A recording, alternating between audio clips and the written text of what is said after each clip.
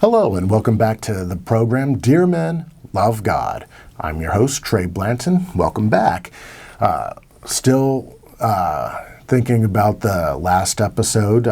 Very nervous about how it was presented. So hopefully, if you saw that and are here now, thank you for coming back because I am sometimes a very self-conscious person, and so don't know how it's going to be received, but I'm continuing on. I'm going to knock out, like I said, try to do a few episodes today, and I really hope it goes well. One thing that I noticed while doing that first episode was that I ran a little bit longer than what my video is capable of recording in one go, so there might have been a point in there where it was a little disjointed. I will try to not be as long-winded because I don't want this to be some long thing. I want to be just as brief as possible because I personally don't like long-form content. I like things that are pretty middle of the road. So hopefully we do better. And with this episode, we will be on Romans chapter 2. So, like I said, welcome back. In the last episode, we focused on greeting our friends, and greeting them with the same dignity that we would any person, whether they are of the faith or not. We have to be gracious in how we approach people because we are all children of God, which means that in how we receive each other, we are receiving God. So if we are very lackluster, if we're mocking or anything of that sort, then that is how we are treating God by proxy. And the other thing that was touched on was that we're condemned if we consent to sin, but also in equal measure, there's a great deal of confusion on what it means to judge.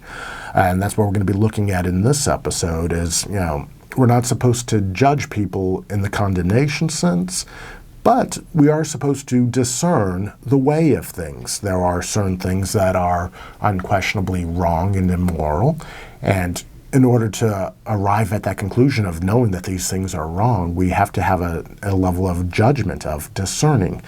But that does not mean that we get to go around, declaring people guilty. So let's begin with St. Paul because he can say it far better than I can. Wherefore, thou art inexcusable, O man, whosoever you are that judges. For wherein you judge another, you condemn yourself. For you do the same things which you judge. For we know that the judgment of God is according to truth against them that do such things. And think on this, O man, that judges them who do such things and do the same, that you will escape the judgment of God, or despise the riches of his goodness and patience and long-suffering. You know not that treasure up to yourself wrath against the day of wrath, and revelation of the just judgment of God, who will render to every man according to his works. So, as we can clearly see, consenting to sin, whether our own or another person's, is not right. That is not what we're supposed to do. So in order to know what is a sin, we have to be a judge, in a sense, of discerning, but not condemnation, because we all sin in our own way. You look at a lot of people who look at whatever sinful thing a person is doing and they get aggressive with them. They call them out, they shame them, they humiliate them, and that's not right.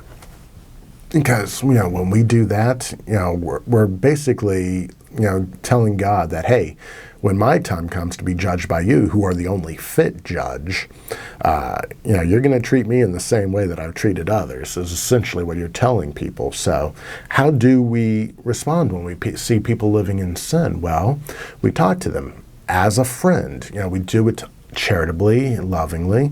You'll have some people who say that, they're allowed to talk in a sort of jerkish tone.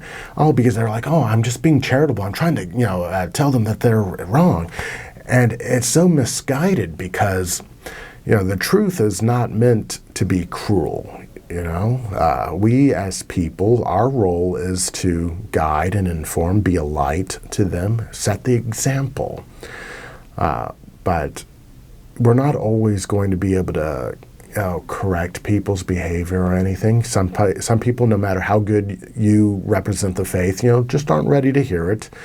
Maybe it'll take time, grace directly from God, but the way we conduct ourselves is of critical importance, because if we strive to undertake what we believe to the will of God, and we get bitter by it, and in that vein become cruel, then it would have been better that we not began. My hope in doing this podcast is that I want to share with people what I believe is the correct way for men to behave. But if I become angry about it or bitter towards people who may say I'm wrong or become hypercritical in that regard, well, then what have I done? What was the point of all this if I respond angrily? Because I've known plenty of bad men who like to think of themselves as self-righteously good, and it's hard. It really is. Sometimes it's fun to kind of twist their beard, so to speak, and that's not right. We have to respond patiently with all people, even if they're not treating you well. Yeah, because sometimes it's not the truth that's being rejected, it's the way you convey yourself. It's your own attitude that people are saying no to, not God. And if that's the thing that is being a stumbling block for people, well, then that's on you, not them. So we've got to be careful with that. We continue. To them indeed, who according to patience and good work seek glory and honor and incorruption, eternal life. But to them that are contentious, and who obey not the truth, but give credit to iniquity, wrath, and indignation, tribulation and anguish upon every soul of man that works evil, of the Jew first, and also of the Greek, but glory and honor and peace to every one that works good, to the Jew first, and also to the Greek. For there is no respect of persons with God.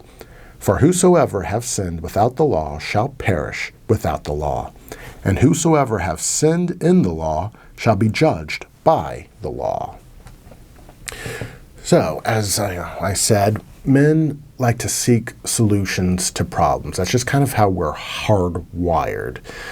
So you'll look at those, they see, either corruption or a lack of reverence in the church, and they blow a lot of hot wind to call it out. And you really have to be careful with that type of thing, because corruption and lack of reverence, those are clearly bad things.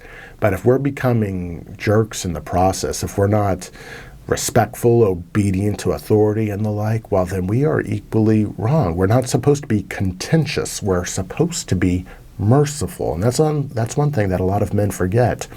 We look at the righteousness of, our cause, we're like, hey, we know, I know that I'm right, so I've got to just win this battle however I can. It's like, no, it's, there is a way that we conduct ourselves, and it's not always the most expedient option. We're called to be patient, dignified, and remember that telling the truth in love doesn't mean being a pompous jerk, Arrogance is a very unappealing thing to people, and so if you're gonna, sit there on your high horse and try to, thump people with the Bible, well, you're not gonna get very far, or at least that's what I believe. I know to a large extent one of the reasons why there are certain people who, by acting aggressively and arrogantly attract a large audience. They do that because it's appealing in its own way to live in a sinful life. And that's what I want to speak out against. As Christians, we're not going to do ourselves any favors by behaving in the same way. We may, rack up the subscriber count, but, we're not saving any souls that way. We're just making people more and more bitter. And what's needed in this world is compassion and doing right. We're all going to be judged according to our deeds in the faith. So if we're not communicating in a proper way, then those people who reject Christ are doing so because of us, then that is on us. For not the hearers of the law are just before God, but the doers of the law shall be justified. For when the Gentiles, who have not the law, do by nature those things that are of the law, these having not the law are a law to themselves, who show the work of the law written in their hearts, their conscience bearing witness to them, and their thoughts between themselves, accusing or also defending one another in the day when God shall judge the secrets of men by Jesus Christ according to my gospel.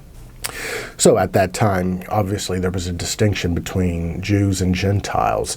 The people of the Jewish nation who converted to following Christ, they had a natural advantage in that the law of God was already established for them. They got that on a intellectual level, but now they had to live it out. And for us today, the distinction is not, hey, I've read my Bible, I've heard the word of God at Mass, so I'm good to go. No.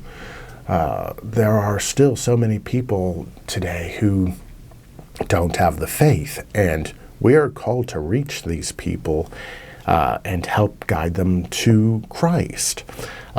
Invincible ignorance is a very real thing among many people who reject Christ. And, how do we overcome that ignorance? Well, we don't do it by being a stumbling block. That is for sure. If we set a bad example, if we walk out of Mass and just start treating people poorly, or, after getting in a good Bible study, we go out and are jerks to people, well, what in there is appealing to people to think that Christ is a place for them, Why should they follow after Christ when clearly there's no increasing goodness?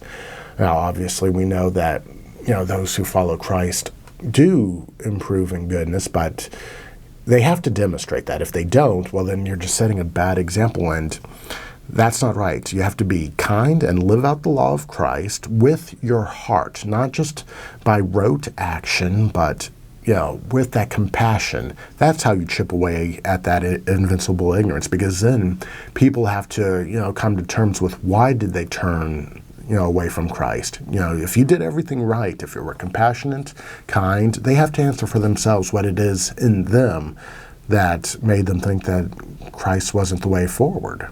But if you are called a Jew and rest in the law and make your boast of God and know his will and approve the more profitable being instructed by the law, are confident that you yourself are a guide of the blind, a light of them that are in darkness, an instructor of the foolish, a teacher of infants, having the form of knowledge and of trust in the law, you therefore that teach another, teach not yourself.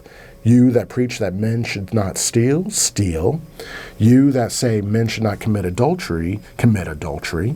You that abhor idols, commit sacrilege. You that make your boast of the law by transgression of the law, dishonor God.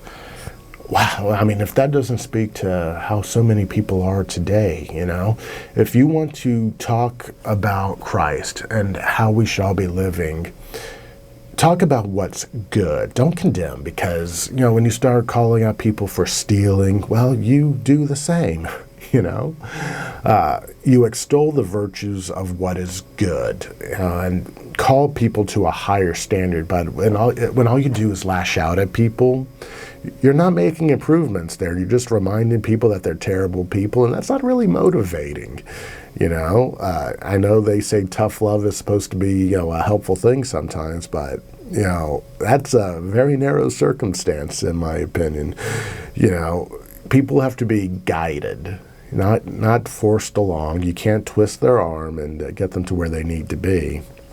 And, at that time, the distinction was between Jew and Greek or Gentile. But today, not only do you have Christian from non-Christian, you have those who just don't understand the faith of Christ. And they walk, they say that they follow Christ, but they don't know what it is they're supposed to be doing. They go the opposite way. And so we have to remind each other of what it means to be truly Christian. And that's one of the reasons for this podcast, is that, we as men have to be better. We have to guide people, show people what is right. Because there are a lot of people who make, videos on theological content or matters related to the church, and a lot of them are good, but there are also a lot, like I've said, who, they just want to blow out hot air and, speak for the sake of speaking, because when you fill people with bitterness, you're not helping anything. You have to do what's right every step of the way. And that's why it's such a difficult thing. It is so easy to trip and fall along this path, because doing right is difficult. And if you want to take it upon yourself to teach others, you have to be so careful. And for those of you, you're like, okay, I'm not here to teach. I don't want to teach. I don't know anything. I'm just learning. Well, you have to be constantly seeking out answers. Improve yourself. Be humble and recognize that you don't know everything. What you do know, apply to the best of your ability, but don't look down on other people. Don't get aggressive, because there's so much that you could be condemned for if you're not careful. For the name of God through you is blasphemed among the Gentiles, as it is written, circumcision profits indeed if you keep the law, but if you be a transgressor of the law, your circumcision is made uncircumcision. If then the uncircumcised keep the justices of the law, shall not this uncircumcision be counted for circumcision? And shall not that which by nature is uncircumcision, if it fulfill the law, judge you, who by the letter and circumcision are a transgressor of the law? For it is not he is a Jew who is so outwardly, nor in that circumcision which is outwardly in the flesh, but he is a Jew that is one inwardly. And the circumcision is that of the hearts, in the spirit, not in the letter, whose praise is not of men, but of God. Well, ultimately, we don't know the hearts of any person that is around us. You may look at a person who is not Christian and think, oh, they're a deplorable person. They can't possibly do right. Well, that's not necessarily the case. There are a lot of people who, for whatever reason, have decided to reject Christ, but still want to be good people. Like any one of us, we all want to do good. For some, though, they take that more nihilistic approach of, okay, there's just no God behind it, but that doesn't mean that there is immorality. And so they go their way, and sometimes they, learn better. But for so many of them, they live in blissful ignorance. And if you're getting beat up over their lack of faith and getting bitter by that, well, it doesn't matter that you have the letter of the law as a Christian. You know what the Bible says, you know what it tells you. But, if you're not living it out, well, then you are a transgressor, not necessarily them, because, God knows the truth of their heart, and he's going to judge them according to that. So be very careful. A lot of us look at political leanings and say, okay, the people on this side or that side, bad, and at least in America, it's devolved into just trench warfare of left and right, lobbing bombs at each other, and there's this big no man's land where nobody's trying to reach to find conversion of heart. There's no attempt at understanding or love. And so we are allowed to judge in the sense of evaluating what people say or do. You look at their actions and say, okay, you are doing well or you are living sinfully. But then what do we do next? We have to educate those who are living in sin or don't understand that one particular group is, committing an evil. We have to acknowledge those things, but we don't condemn them. You look at many of these groups in America that push for, just idolatrous or lustful or selfish laws. And, they, for whatever reason, they don't get it. We have to help them. Let's say that, we, every member of Congress, the White House, the Supreme Court were made Christian, and, we enacted laws that were in line with Christ. Well, for so many of those people, they would say, okay, let's make homosexuality a crime.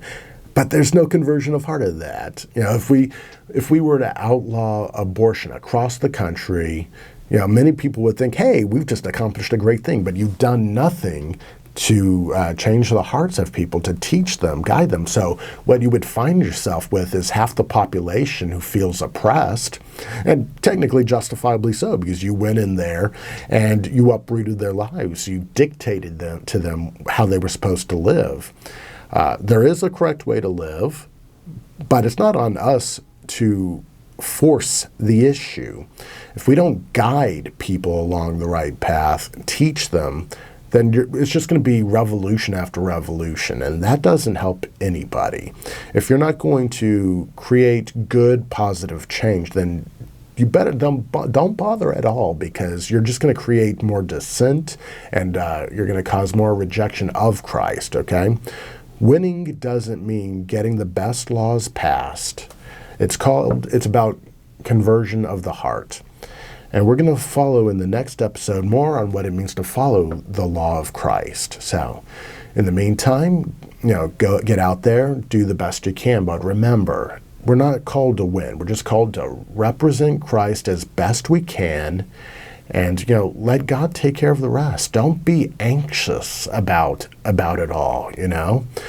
Somebody may not be ready. That's not on you. That's on them, and God will help in that.